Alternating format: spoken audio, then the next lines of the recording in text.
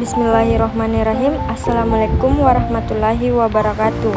Perkenalkan, nama saya Rika dengan NIM 19.100.101. Dalam video ini saya akan menjelaskan tentang judul penelitian saya, kemudian pendahuluan, menyusun instrumen, hasil uji coba instrumen, dan uji validitas dan reliabilitas.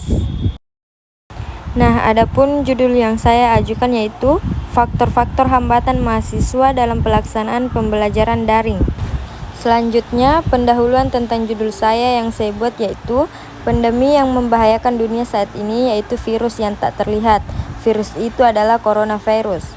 Coronavirus adalah kelompok virus yang dapat menyebabkan penyakit pada hewan maupun manusia yang menyebabkan penyakit infeksi saluran pernafasan. Penyakit menular yang disebabkan oleh jenis coronavirus yang ditemukan antara lain SARS, MERS, COVID-19. Peningkatan jumlah kasus COVID-19 saat ini semakin bertambah, tercatat hingga kasus Indonesia pernah mengalami puncak pada Februari. Nah, adapun konsep yang diterapkan kepada warga yaitu konsep fisikal untuk meminimalisir penyebaran COVID-19. Penyebaran COVID-19 yang sangat pesat membuat Indonesia mengalami kebijakan khusus terkait pendidikan.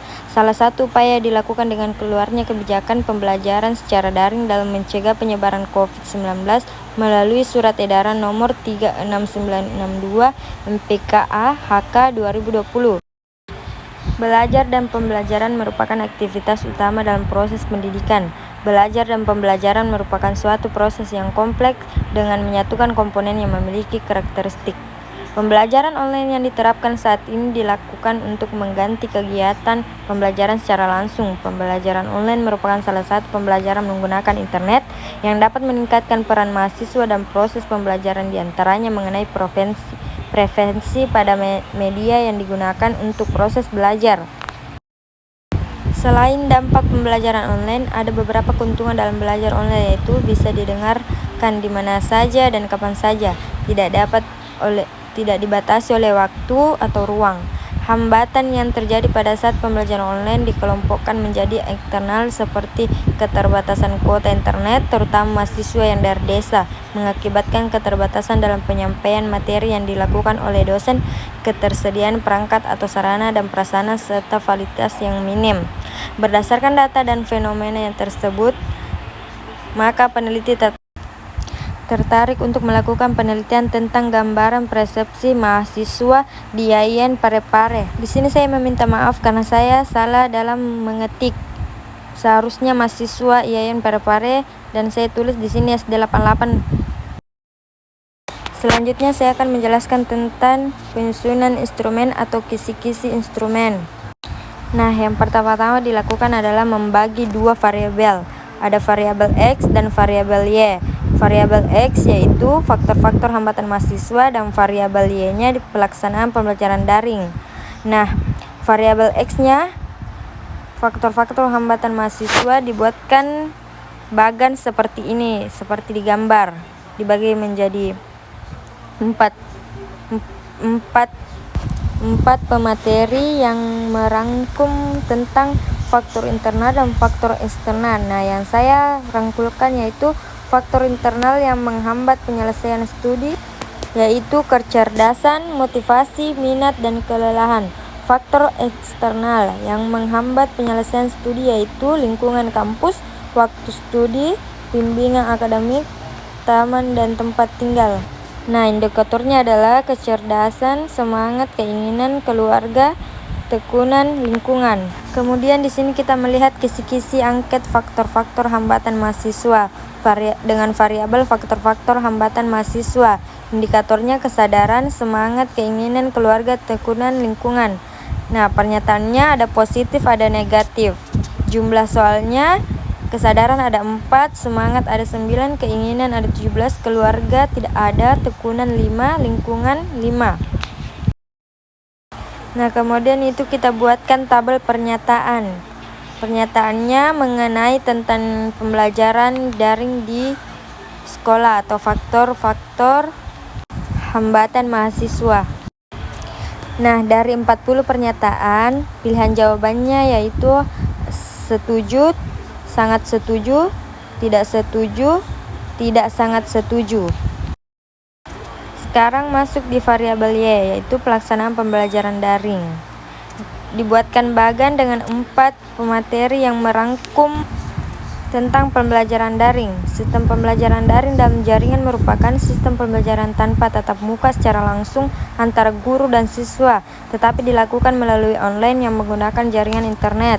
Guru harus memastikan kegiatan belajar mengajar tetap berjalan meskipun siswa berada di rumah. Nah, indikatornya ada 5, yaitu proses komunikasi, pengelolaan pelaksanaan pembelajaran, respon peserta didik, aktivitas belajar, hasil belajar siswa. Nah, kita lihat tabel kisi-kisi angket pelaksanaan pembelajaran daring dengan variabel pelaksanaan pembelajaran daring. Indikatornya proses komunikasi, pengelolaan pelaksanaan pembelajaran, respon peserta didik, aktivitas belajar, hasil belajar siswa. Nah, pernyataannya ada positif, negatif. Jumlah soal 10, pelaksanaan pembelajaran daring 10, respon peserta didik 10, aktivitas belajar 5, hasil belajar siswa jumlah soal yaitu 5. Jumlah butir semuanya adalah 40. Nah, tabel pernyataannya juga ada 40 dengan tema pembelajaran daring. Dengan pilihan jawaban setuju, sangat setuju, tidak setuju, tidak sangat setuju.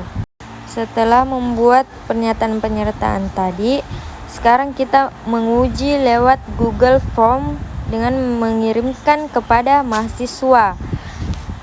Bisa kita lihat di sini contohnya dengan memakai Google Form, yaitu faktor-faktor hambatan mahasiswa dengan aturan menjawab angket. Setelah mengisi semua yang wajib, maka pertanyaan akan muncul. Misalnya, saya masih kaku ketika menyampaikan tanggapan saat dimulainya diskusi. 1 itu setuju, 2 itu sangat setuju, nomor 3 tidak setuju, nomor 4 sangat tidak setuju.